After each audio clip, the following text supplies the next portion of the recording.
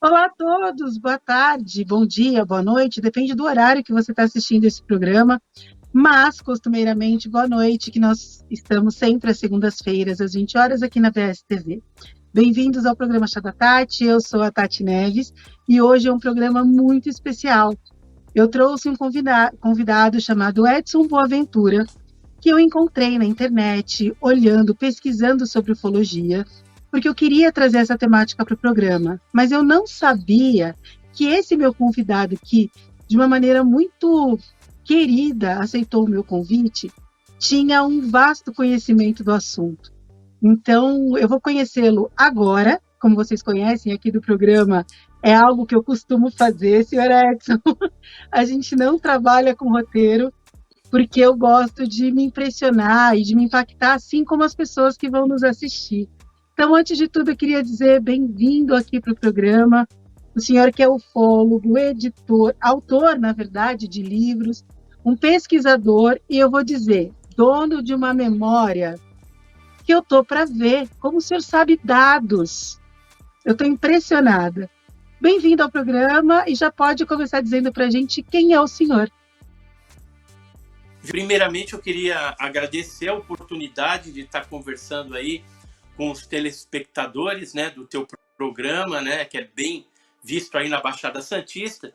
E eu sou um humilde servo, vamos dizer assim, da ufologia, né, do estudo do fenômeno OVNI. A gente já está estudando aí há 42 anos, né? E o que me levou assim a procurar saber um pouco mais a respeito dessa temática foi um avistamento que eu tive na cidade do Guarujá, no litoral paulista, em 1981. Eu cheguei a ver naquela época, acompanhado da minha mãe, do meu irmão, uma nave-mãe, uma nave imensa, e que ela expelia pela parte baixa dela objetos menores, parecendo esferas pulsantes na cor vermelha, que a cada duas ia para uma determinada região do céu. A gente estava ali no Guarujá, no bairro do Santo Antônio. Muitas pessoas viram isso também naquela época, e esse foi o meu primeiro contato e avistamento de um objeto voador não identificado. A partir daí eu comecei a me inteirar a respeito do assunto.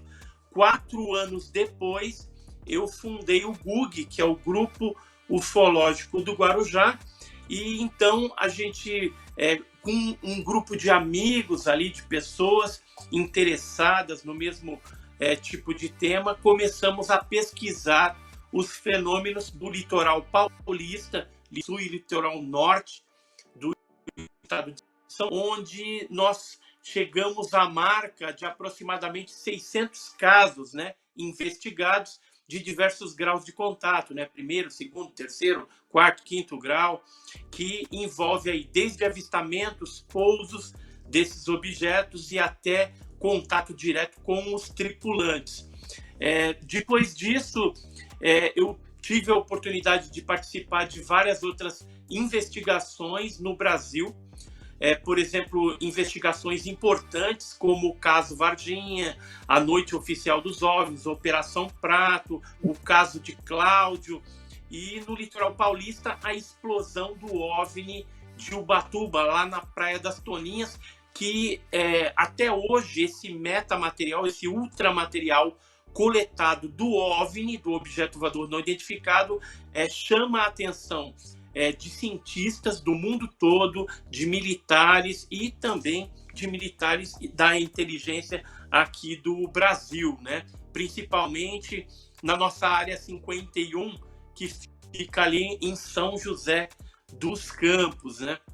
E a partir daí eu escrevi livros também, participei de eventos nacionais e internacionais sobre essa temática e já visitei 20 países também, buscando informações, trocando ideias aí com pesquisadores de vários locais e visitando locais também que têm uma incidência grande de aparições em outros países. E também aqui no Brasil, eu adoro ir para locais, por exemplo, como Chapada Diamantina, Chapada dos Guimarães, o norte do nosso país, sul de Minas, Serra da Beleza no Rio de Janeiro, Vale do Ribeira, onde tem uma incidência grande, ali no PETAR, no Parque Estadual e Turístico do Alto Ribeira.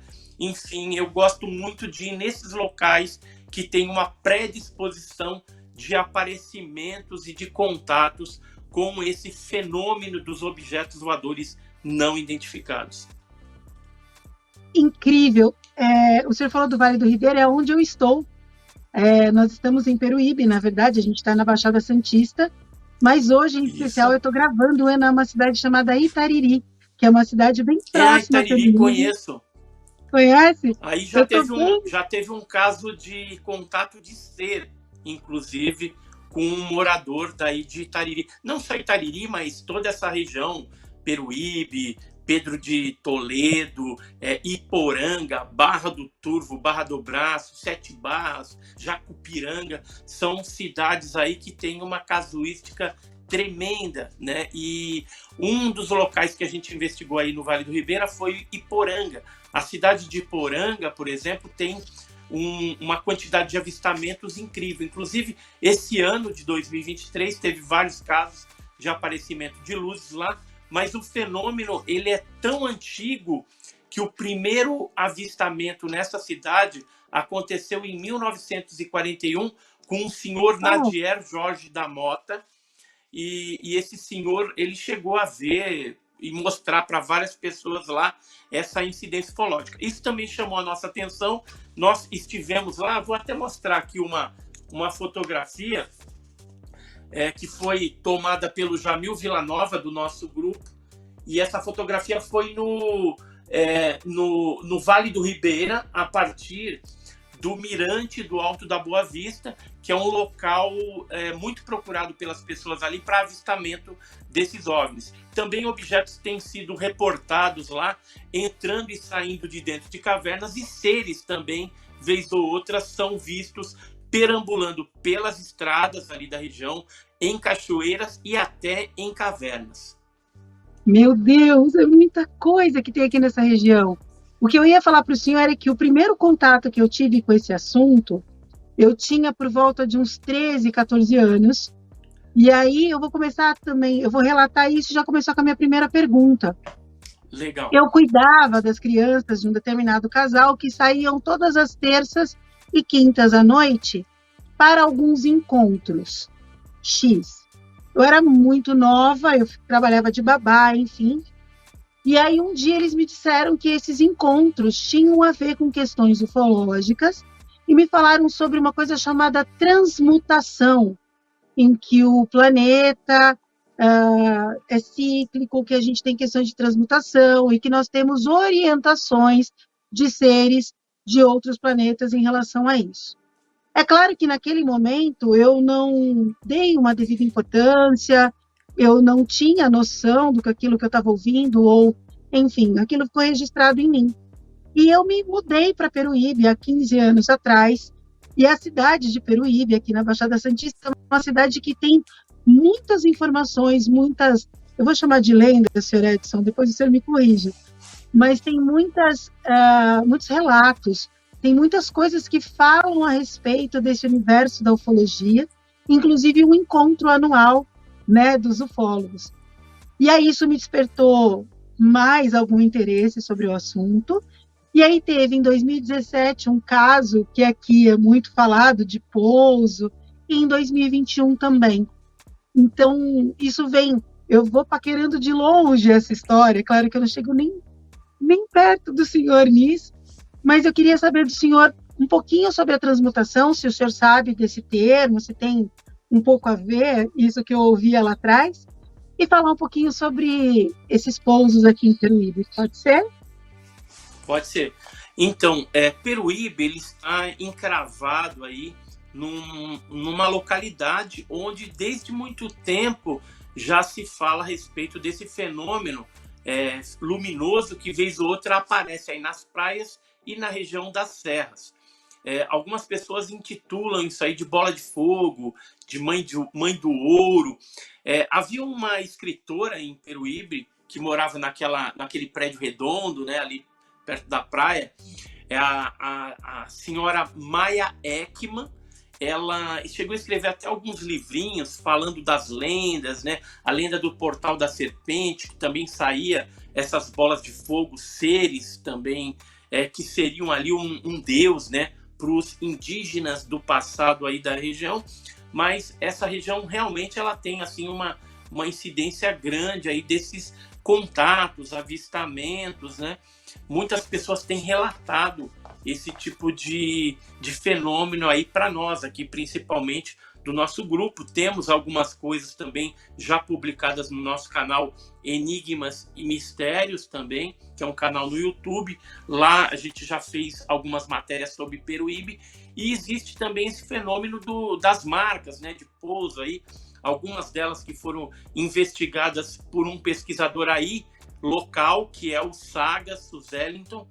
O Sagas é bem conhecido aí na região, geralmente ele está envolvido na confecção, na elaboração desses eventos ufológicos que ocorrem periodicamente aí na região.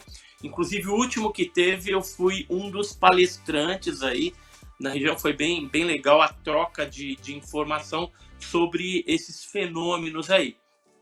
E assim, as lendas, elas têm um fundo de verdade, porque na atualidade, às vezes, a gente acaba se deparando com um fenômeno sobrenatural, anômalo, que se trataria aí dessas lendas que eram reproduzidas muitas vezes, não com o nome de disco voador, OVNI, nada disso, porque lá no passado ninguém sabia esses nomes, não havia ainda essa nomenclatura.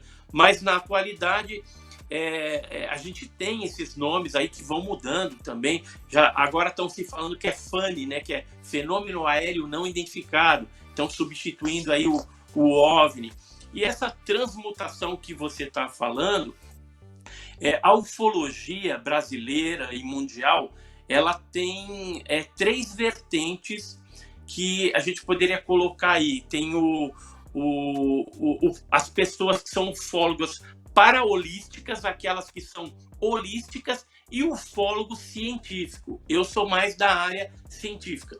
E essa transmutação, geralmente, ela é trazida à tona por uma área, por ufólogos mais da área mística, da área paraholística, né? E, na verdade, são coisas que às vezes são ditas segundo as testemunhas que estiveram dentro dos OVNIs, desses objetos voadores não identificados, que eles receberam, né, teoricamente, daqueles tripulantes ali.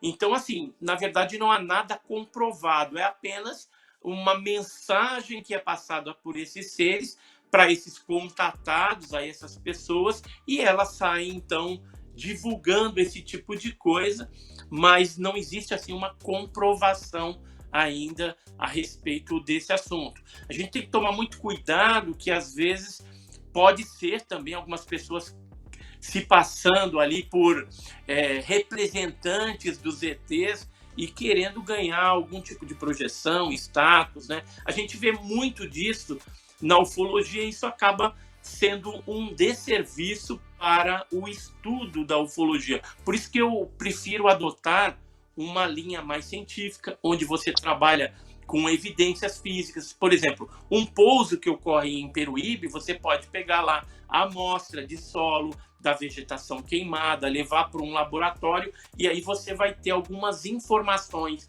científicas a respeito do que pode ter feito aquela alteração no solo, alterado o pH, a esterilidade do solo, por exemplo, se tem radiação ou não tem radiação, se ficou um campo ali eletromagnético, você vai com um equipamento também, dá para medir. Então, e quando tem evidências, por exemplo, fragmentos, pedaços de OVNIs, algum tipo de substância que ficou, aí é muito mais interessante, porque aí a gente pode levar esse material para as universidades e lá fazer uma análise química do material, né, ou física também. Nesse caso, para exemplificar, se a gente pegar o caso de Ubatuba, por exemplo, caso de Ubatuba teve fragmentos. Nós hoje temos aí 4 fragmentos desse objeto que explodiu na Praia das Toninhas. Nós levamos esse material para a USP, para a Universidade de São Paulo, fizemos um laudo, está aqui o laudo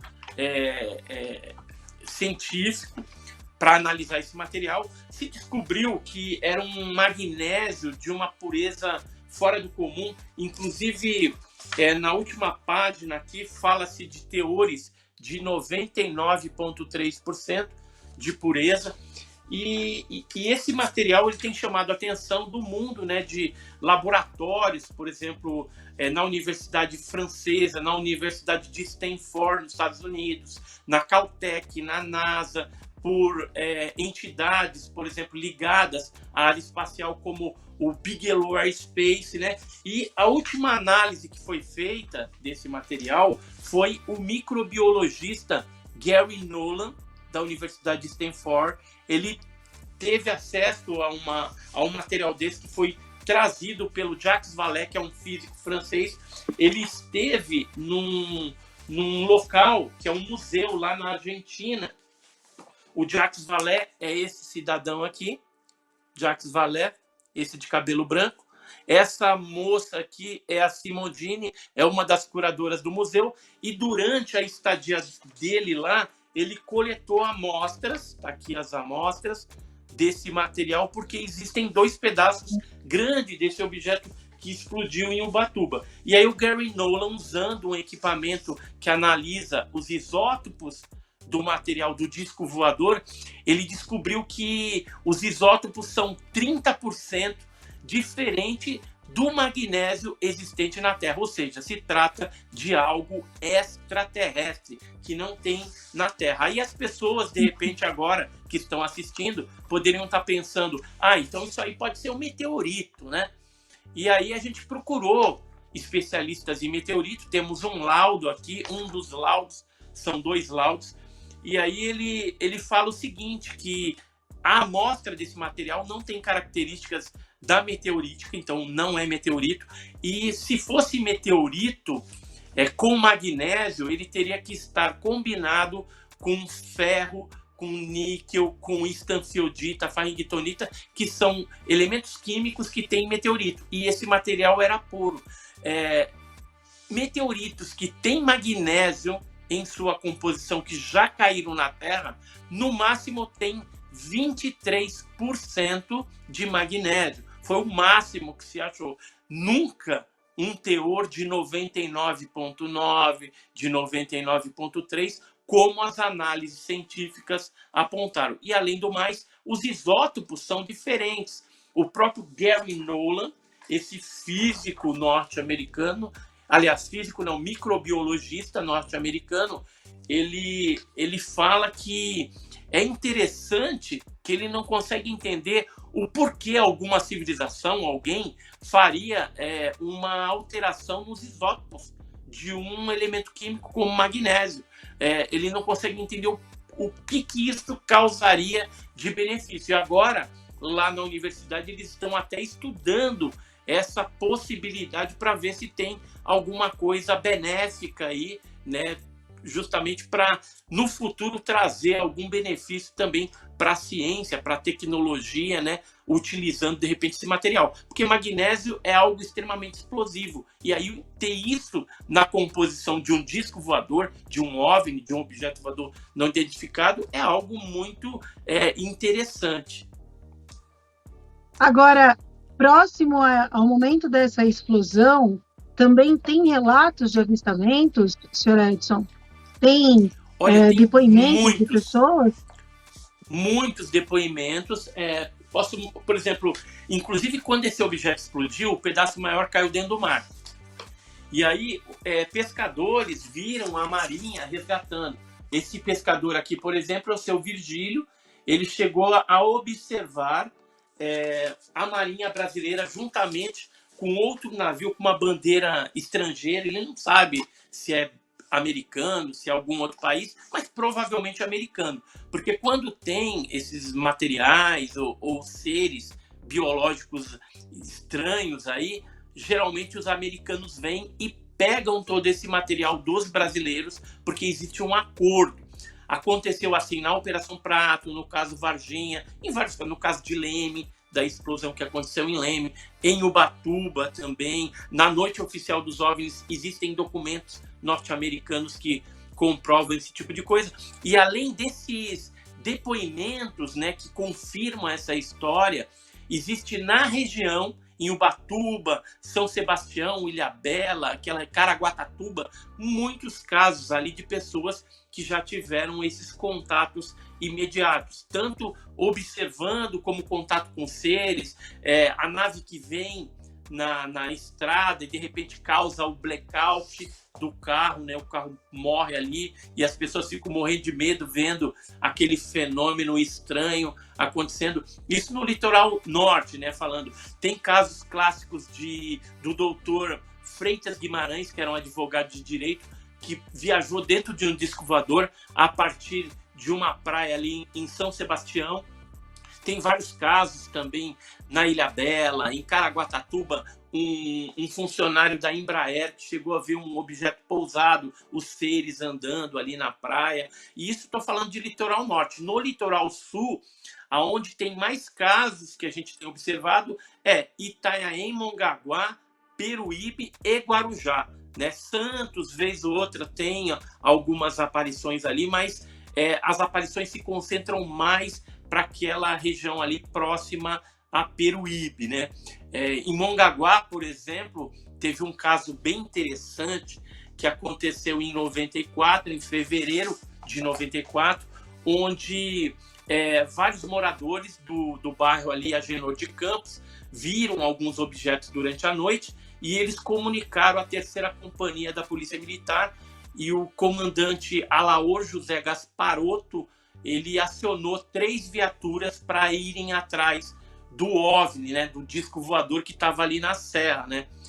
Isso por conta do pedido, né, dos moradores que estavam apavorados. Eles foram, uma das viaturas chegou a ver um fenômeno, esse objeto foi em direção a Pedro de Toledo, isso em fevereiro, né, 16 ali de fevereiro de 1994, e eles comunicaram também à base aérea de Santos para saber se tinha alguma coisa ali na região, e foi informado pelos militares ali que não tinha nada, e que eles iriam comunicar o tenente Gordini para que ele tomasse as providências cabíveis para ver o que estava acontecendo ali.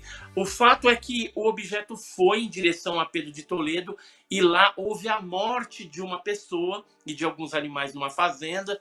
O cara, inclusive, ele morreu dentro de casa, fugindo do disco voador e foi queimado vivo ali, né? E os animais também foram queimados e um cachorro foi queimado pela metade, vindo a óbito posteriormente. Quer dizer, foi uma fatalidade que aconteceu.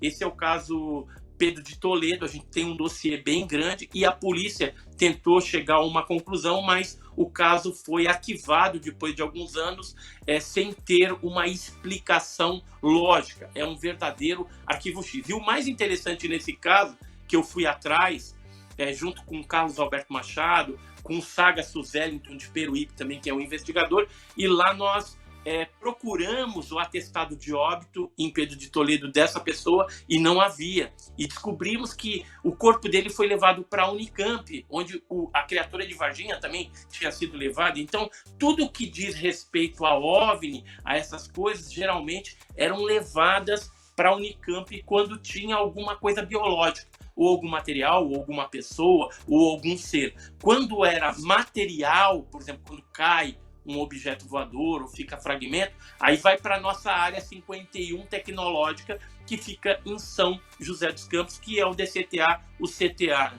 Lá, geralmente, é onde são encaminhados esses materiais e depois são encaminhados para a NASA ou para algum outro órgão aí, por exemplo, a área 51, ou 52, ou 53. Então, geralmente, essa é o esquema, né, que já tem entre o governo norte-americano e brasileiro.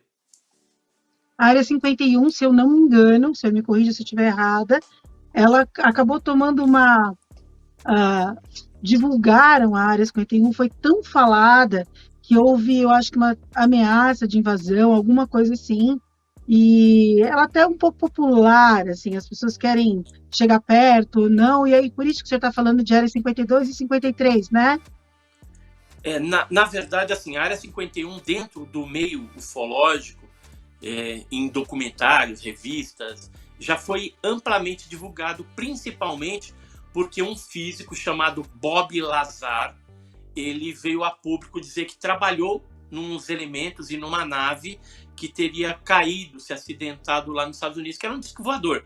E essa Área 51 teria dezenas de andares para baixo da Terra, e lá se trabalharia com esses materiais advindos de OVNIs e também com seres, né? Teriam determinados andares que seriam só seres biológicos estranhos. E de lá também são confeccionadas tecnologias terrestres, né? Às vezes com base também em essa terrestre, que é a engenharia reversa que eles fazem, e depois transformam isso em algum avião furtivo, tecnologia externa, assim, né? Então, isso se conhece essa base de segurança norte-americana, né, secreta, não pode chegar lá perto. E como você falou, houve algum tempo atrás um engraçadinho que veio na internet fazer a seguinte proposta: vamos invadir a Área 51, né? Por conta dessas histórias e tudo mais. E aí algumas pessoas foram para lá, depois ele falou que era brincadeira.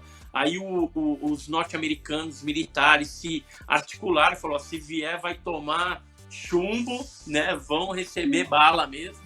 E aí ficou por aquilo mesmo. E aí isso deve ter motivado os norte-americanos a criarem a base 52 e a 53, que são interligadas pelo subterrâneo. Então, se tinha alguma coisa ali de OVNI na 51, hoje eu, Edson, acredito que deve ter sido remanejado para 52, 53, não estaria mais dando sopa, né, entre aspas, ali na 51. Quando eu comecei a ver, eu fui muito surpreendida, porque o senhor foi muito receptivo ao meu convite no Instagram. E aí eu falei, antes de entrar no Mistérios e Enigmas, né? Antes de entrar, desculpa, eu acho que não sei se eu errei o nome do canal do senhor. É Enigmas e Mistérios, eu troquei. Antes de entrar no seu canal do YouTube, que é eu posso falar que é uma enciclopédia de informações, tem muita coisa lá, muitos dados, e tudo com base, né? Então, com base em dados, eu não tinha noção desse universo. Eu conhecia de namorar à distância, de ouvir falar, e aí eu comecei a ouvir os seus vídeos, eu vi o senhor no podcast do Vilela, e eu fiquei impressionada. Foram 3 horas que o senhor está... Eu fiquei com inveja daquela pasta, preciso dizer, que o senhor só abria a pasta e colocava as informações. Né? Isso, com tudo ali. Mas aquilo é uns 2% do material que a gente tem, é bem pouco mesmo. Quer dizer, a gente tem muito mais. A ideia que a gente gostaria é que assim, algum município ou governo se interessasse de bancar, ou mesmo algum investidor particular, para a gente fazer um museu, né, histórico da ufologia brasileira e mundial, e isso fosse aberto para um número de pessoas maior, para escolas, né, para realmente o pessoal ter ali as informações corretas, né, científicas desse fenômeno, as histórias, né, os casos. E eu juntei muita coisa, né? Do litoral tem marca de sapata, onde pousou disco voador, por exemplo, em São Vicente. Deixa eu ver se eu tenho uma dessas imagens para mostrar. E é um nicho isso, né? Porque é algo que atiça a curiosidade de muita gente. Ó, isso aqui foi um pouso que ocorreu em São Vicente. Então tem a marca, né, do OVNI. Foi visto por 2 pescadores, o Fernando Bezerra e o Wilson de Oliveira, no dia 1º de outubro de 95. E essa aqui são as sapatas. Elas eram meio retangulares. Tem essa. Eram quatro sapatas. e essas sapatas eu cheguei a arrancar do solo. Então, quando tiver um museu, quando a gente conseguir viabilizar esse tipo de coisa, a gente vai ter aí um local para mostrar todos esses artefatos, vegetação que foi afetada pelo OVNI, a amostra de solo também, que foi afetada pelo de chupacabra, enfim, o próprio fragmento de um disco voador, coisa que hoje a gente guarda em cofre, né, porque é complicado, esse material é super visado. E na época, esse de São Vicente, ó, teve alguns jornais, Jornal A Tribuna, foi lá, nós investigamos, né, todos esses fatos. Os pescadores fizeram os desenhos do objeto avistado no rio Piaçabuçu, ali em São Vicente, né? Então são casos assim importantes que a gente não pode deixar largado. Tem que realmente ter um local futuro. Então até fica aí no programa alerta. Se você é investidor, me procura, entendeu? Para a gente viabilizar alguma coisa desse tipo. Eu já falei, por exemplo, com a prefeitura de Peruíbe, só que eles me ofereceram um lugar ruim, entendeu? Aí não cabe nem 10% do material que eu tenho. Teria que ser um lugar maior, melhor, né? Para a gente viabilizar algo desse tipo. Já que Peruíbe, ele tem a rota ali, né, do turismo ufológico também. Então seria um lugar interessante. Agora, a gente está aberto para qualquer outro tipo de lugar, né? Ou no litoral, ou em São Paulo, ou qualquer outra parte aí, porque esse material ele não pode ficar largado, né? E esquecido, porque é história da ufologia brasileira que está ali, e daqui a pouco isso vai virar museu mesmo e história. Porque o que a gente percebe na mídia é que está tendo uma atenção muito grande para esse fenômeno, os Estados Unidos divulgando isso, foi até discutido no Congresso, numa audiência pública no Congresso Nacional Norte-Americano, isso no dia 17 de maio de 2022. Existem relatórios aí de interesse também dos governos, eles querem saber o que está acontecendo, então estão solicitando, o ex-presidente Trump já tinha pedido isso também, mas eu entendo que tudo isso, a mídia movimentando o assunto OVNI, é uma preparação para uma revelação ou divulgação oficial do reconhecimento de vida extraterrestre no universo. E isso alguns chefes da NASA já vieram falar. A última chefe, ela disse que era Ellen Stolson, ela disse que até 2025 seria revelado ao mundo que vida extraterrestre existe. Da onde ela tirou essa data, eu não sei. Provavelmente existe uma agenda já pré-estabelecida para acontecer isso, e deve haver, então, uma preparação da sociedade mundial, dos grupos religiosos também, para estarem preparados para essa nova realidade que em breve virá. Talvez não aconteça 2025 por conta desse isolamento social que aconteceu, então isso atrasou um pouquinho essa agenda. Eu chutaria aí 2028, e essa própria chefe da NASA, ela veio a público há algum tempo atrás, retificando essa data. Falou, olha, não é bem 2025, é 2030, mas está perto, gente. 2030 está aí. E a gente tem que estar preparado para ter uma nova consciência cósmica aí, e muitos paradigmas terão que ser quebrados.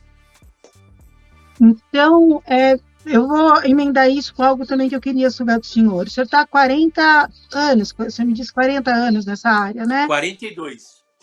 42. Então, imagina como foi para o senhor... Eu posso chamá-lo de você, senhor Edson? Pode, pode. Então, tá bom. Gente é jovem na alma, né? Sempre. Na alma. A casca foi? vai envelhecendo um pouco, né? Mas dentro da alma nós somos todos jovens. Mas como é que foi? Imagina, hoje a gente tem internet, então depois eu vou chegar nisso, que deve ter muita gente tentando fraudar, leva um pouco na brincadeira, hoje um assunto que é sério. Mas assim, para ser ufólogo, não há... Ou eu posso estar sendo ignorante do que eu vou dizer, mas não tem uma formação específica numa faculdade, Não tem ainda não há um respeito que deveria se ter para um assunto tão importante quanto esse, ao meu ver. E há 42 anos atrás, quando você diz para as pessoas, eu avistei, eu vi, eu presenciei alguma situação, as pessoas não debochavam disso, porque eu falo hoje, a cabeça das pessoas ainda não está pronta, talvez você vai me dizer um pouco melhor isso, o pânico, o medo daquilo que é diferente, ainda voga um pouquinho, normalmente a gente ataca o que a gente não concorda, mas lá atrás, a coragem que o senhor teve para começar a trabalhar com isso. A minha pergunta exatamente. Tem que ter coragem. É sobre isso, coragem. Olha, deixa eu explicar bem isso aí. Lá no princípio, na década de 80, eu já peguei o carro andando, né? Porque tem os pioneiros, a ufologia, a era moderna dela iniciou no dia 24 de junho de 47. Então, a partir de 47, começaram a surgir os grupos civis, militares, para investigação mais formal desse assunto. Intensificando na década de 50, de 60, 50, 60, foram quando formaram algumas comissões militares para investigar o assunto. Projeto Blue Book, por exemplo, o projeto Sioane no Brasil, que foi a Força Aérea Brasileira que investigou, e vários outros países. Na década de 70, bem forte também a França, né, investigando o fenômeno, e Uruguai em 79, aí vários países pesquisando isso ostensivamente até hoje, né? Só que geralmente, por não ser um assunto aceito, né, pela sociedade, geralmente ele era meio que acobertado, né? E por que era acobertado? Porque os governos queriam deter essa tecnologia, porque essa tecnologia avançada, superior, poderia colocar aquele país que detivesse essa tecnologia numa posição de destaque, né? Aí subia alguns degraus aí em relação à tecnologia dos outros países, inimigos ou não, né? Então, há um interesse muito grande por parte dos Estados Unidos, China, União Soviética, Rússia, né? Então, nesse caso, o que acontece? O princípio lá da ufologia, a gente sofria muito com a imprensa fazendo chacota, as pessoas não acreditando, chamando a pessoa de louca, né, de mitômana, essas coisas assim. Só que com o tempo, os fatos foram vindo à tona, o fenômeno foi ficando mais evidente, e a partir de 2020 o negócio deu um boom, e que as pessoas começaram a olhar mais, todo mundo com celular, filmar, fotografar e ver esses fenômenos. Então, o negócio popularizou e a imprensa mudou um pouco aquele viés sensacionalista. Só que o que acontece? No passado, na década de 80, 90, a gente não tinha drone ainda. E hoje, o maior vilão do ufólogo, do pesquisador, é o drone, porque o drone faz exatamente aqueles movimentos aleatórios que o OVNI no passado fazia, e naquela época não tinha drone. Então era fácil você identificar um OVNI, às vezes pelo movimento de folha caindo, evoluções que ele fazia. E hoje o drone faz isso. A gente até fica imaginando, será que o drone já não é uma tecnologia produzida através de engenharia reversa de naves, de sondas ufológicas que foram capturadas por algum país? Eu acredito nisso, não descarto essa possibilidade, né? Então, hoje, a gente tem, por exemplo, a internet, que nos ajuda bastante na divulgação. No passado, a gente fazia boletim, eu tinha um boletim que divulgava esses assuntos, então a informação demorava muito tempo. Por exemplo, para a Itália, até chegar lá a informação, até a informação da Itália, do Japão chegar aqui no Brasil, de navio, né? Era um negócio demoradíssimo. Hoje não, a internet ela ajuda, mas ao mesmo tempo que ela ajuda na pesquisa ufológica, ela também é nociva, porque as pessoas utilizam essa plataforma para colocar fakes lá. E hoje você tem inúmeros programas digitais para elaborar esses objetos, seres, né? Então tem muita coisa que é fake. Então, tem que tomar muito cuidado com o que você consome dentro da internet, porque não tem muitos sites confiáveis, são poucos, né? O nosso canal lá, o Enigmas e Mistérios, a gente tem essa preocupação de trazer a verdade, somente a verdade, e realmente orientar as pessoas a respeito dessa fenomenologia e dos seus aspectos correlatos aí. Agora, muitos sites lá não estão interessados em trazer a verdade, e sim em ter views, né? Ter mais visualização para ganhar dinheiro no YouTube, então, ou outras redes sociais. Infelizmente, essa é a realidade que nós vivenciamos. Com relação às abduções, que são sequestro de pessoas, no passado as pessoas tinham medo de falar a respeito disso por conta da chacota, né?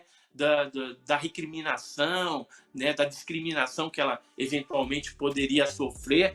Hoje o pessoal fala mais, mas também a gente tem, na atualidade, um outro problema, que é a síndrome do contatado, pessoas inventando histórias, pessoas querendo ter uma projeção na mídia, aparecer de alguma forma, ter status. Então, às vezes, ela pega aí já os casos antigos, dá uma lida e cria uma história e passa aquilo. Como a ufologia ela é baseada, na sua grande maioria, em testemunhos de pessoas, então fica difícil, né, você ter essa ufologia como uma ciência. Por isso que a gente adota ela como uma paraciência, né, que ela depende de outras ciências para ser melhor compreendida. Mas disco voador, OVNI, esse tipo de coisa, ele é real. Não, com relação assim, existe ou não existe, a gente não discute mais isso. O fenômeno é real, existe. O que se discute na atualidade é qual a procedência desses OVNIs e qual o objetivo aqui na Terra. E a gente percebe muitas vezes que esse objetivo ele é meio obscuro e estão, de alguma forma, usando a raça humana como cobaias humanas. Por isso que eu acho que não é claramente revelado as intenções desses seres. Porque se nós soubéssemos o que eles estão fazendo, talvez a gente teria aí uma possibilidade de interromper o processo, e aí os maiores prejudicados nessa situação seriam os tripulantes desses OVNIs. Maravilhoso. Eu vou dizer para o senhor que a gente já foi 50 minutos do nosso papo e eu não consegui entrar em um terço do que a gente queria falar, porque como tanto eu quanto os meus, eu vou falar telespectadores, as pessoas que acompanham, nem todo mundo conhece tão de perto esse universo da ufologia. Então, eu até falei para o senhor no nosso bate-papo pelo WhatsApp que eu deixei reservado o meu próximo programa, porque tem Varginha para a gente conversar, tem coisas incríveis que eu vi que o senhor falou de relatos que tem americanos, que tem no Peru, tem as questões que a gente sempre fala sobre as pirâmides, que o senhor disse, olha, presta bem atenção, não é bem assim, contudo, tem outras coisas para poder falar sobre isso. Então, eu queria deixar já, mesmo que a gente não está encerrando, mas só o meu convite para a gente repetir na próxima semana, se o senhor aceitar, você aceitar, para a gente falar sobre isso, porque tem muita coisa que eu quero sugar. Podemos dar continuidade no papo, sim. Eu quero sugar suas informações, porque tem muita coisa, e eu acho, senhor Edson, que também agora eu vou deixar com o senhor a bola de novo. As pessoas estão mais receptivas do que no passado. A gente estava falando que antes era um pouco dessa chacota, inclusive da mídia, mas agora a gente já viu sendo divulgado, inclusive, em jornal nacional, pilotos de avião falando dos avistamentos lá em Florianópolis, né? Ou na Argentina, se eu não me engano. Então, a partir do momento que isso é colocado em rede nacional, num programa como o Jornal Nacional, levanta-se de novo essa hipótese que o senhor falou, de que talvez estejam preparando a população, a sociedade, para receber informações que vocês estão há muito tempo falando. Então, antes da gente entrar em casos específicos, que vai ficar a gente para a próxima semana, porque o senhor Edson já aceitou esse nosso convite, fala um pouquinho para mim do que o senhor acha hoje dessa... E o trabalho que o senhor faz no YouTube. Então, que eu queria que as pessoas seguissem no seu canal. Certo, deixa eu só colocar um ponto. De abril de 2022 para cá, a gente está vivendo uma onda no Brasil e no sul ali da América do Sul, né? Alguns países, por exemplo, Uruguai, Argentina, também tendo avistamentos. Agora, de abril para cá, para você ter uma ideia, no canal que a gente tem no YouTube, a gente tem um canal ali aberto com os inscritos, né, com as pessoas, e eles passaram para a gente mais de 250 casos só no Brasil. E a gente tem acompanhado também a casuística mundial e a gente viu que aumentou em número, mas muito, muito mesmo. E no norte, aliás, no norte não, no sul do nosso país, especificamente ali no Paraná, Santa Catarina e Rio Grande do Sul, teve aqueles avistamentos feitos pelos aviões, né, comerciais, da Azul, da Latam, da Gol, né? E só que alguns daqueles fenômenos não são OVNIs, seriam satélites do Starlink, do Elon Musk, né? Então a gente já checou isso. Mas, junto com tudo isso, com esse equívoco, em alguns relatos, há também o fenômeno OVNI autêntico. Vou mostrar para você aqui algumas fotos desses fenômenos, porque o Elon Musk não tem um satélite que é azul, que muda de cor, ou com essas características aqui, não. Então, existe relatos também de pessoas que viram o objeto descendo, pousando, avistaram os seres. Então, junto com toda aquela confusão, existia ainda assim um fenômeno ufológico, uma onda ocorrendo ali no sul do nosso país, né? E isso tende aí a intensificar. Eu nunca vi antes, né, em décadas passadas, um tempo tão complicado como esse, com tantos e tantos casos, né? Então a gente tem que investigar, tem que divulgar, tem que preparar a população para essa nova situação que se aponta, que se deslumbra, né, que se revela aí para nós, né? Senhor Edson, fala um pouquinho mais, dá o seu site. Do trabalho, né? Então, Isso, assim, do YouTube e dos seus livros. Ok. Nós temos no YouTube um canal, que é um canal que se propõe a trazer a qualidade desse assunto para vocês, a verdade, somente a verdade. Temos mais de 700 vídeos lá publicados, então entra lá, se inscreve. Nós temos também a revista OVNI Pesquisa, eu sou co-editor dessa. Esse aqui é o último número que saiu, então tem até uma matéria aqui, Sertão Allen, que foi uma pesquisa de campo que nós fizemos em Quixadá. Existem outra, a versão anterior falava também a respeito de um caso de Fátima, colocando aí, será que Fátima, aquela aparição dos pastorzinhos em Portugal em 1917, seria uma intervenção alienígena e não uma aparição mariana? Então a gente traz uma matéria bem interessante com alguns investigadores portugueses também, o Joaquim Fernandes, que passou para a gente. Então, quem se interessar pela revista também, que tem um conteúdo científico, é no site www.ovnipesquisa.com.br. Eu tenho esses 2 livros aqui escritos, Alienígenas no Passado do Brasil e OVNI Arquivos Militares, que esse OVNI Arquivos Militares é sobre documentação da aeronáutica brasileira, que nós tivemos acesso a esse material, e então traz aqui as investigações oficiais dos OVNIs conduzidas pela aeronáutica brasileira, né? A FAB, né? A Força Aérea Brasileira. E com embasamento em documentos, em informações. Nesse caso aqui, o caso Ibiúna, são 4 pousos de OVNIs que ocorreram na cidade de Ibiúna, no interior de São Paulo, e que falam a respeito desses pousos. Esse outro livro aqui, que é o Alienígenas no Passado do Brasil, trazem casos com tripulantes que ocorreram antes da era moderna dos discos voadores. São cerca de 14 casos brasileiros envolvendo seres ali. Inclusive tem a primeira abdução que aconteceu no Brasil, que foi em Campinas, no ano de 1931. E existe ainda também, eu cito ali no livro, uma carta jesuítica de 1559, que dá a entender de uma abdução de um indígena, né?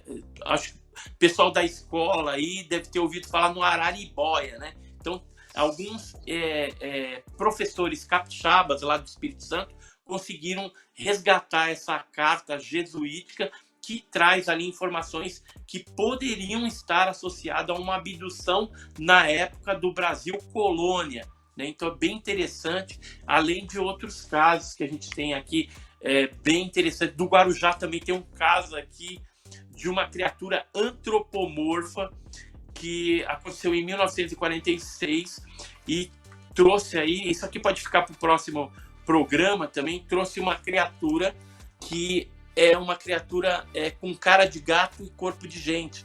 E o disco que pousou em 1946 no Guarujá, do lado ali do cassino, né, na Praia da Pitangueiras, no Guarujá.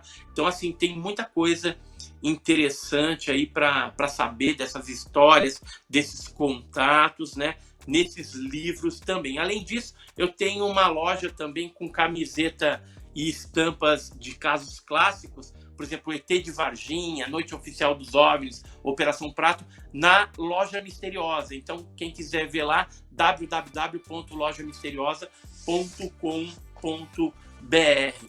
E siga a gente aí no Instagram, né? Tem o Instagram, @EdisonBoaventura, tem o @Enigmas e Mistérios Gug, que é o do canal Enigmas e Mistérios. E queria já agradecer a Tati aí, né, por essa primeira participação, né, de estar conversando com o público. E se você tem algum caso aí no litoral, quer contar para a gente, entra em contato com a gente. Em todos os vídeos lá tem como você enviar o seu relato misterioso e de repente a gente pode até estar lendo o seu relato aqui no Enigmas e Mistérios, que é o nosso canal do YouTube. Então, mais uma vez aí, agradecer a Tati Neves aí, nesse chá, né, que a gente está falando aí. Eu tô aqui e vai ter o segundo chá. Vai ter o segundo chá. Eu fico muito feliz de você ter aceitado esse nosso convite. Olha o chazinho aqui, ó.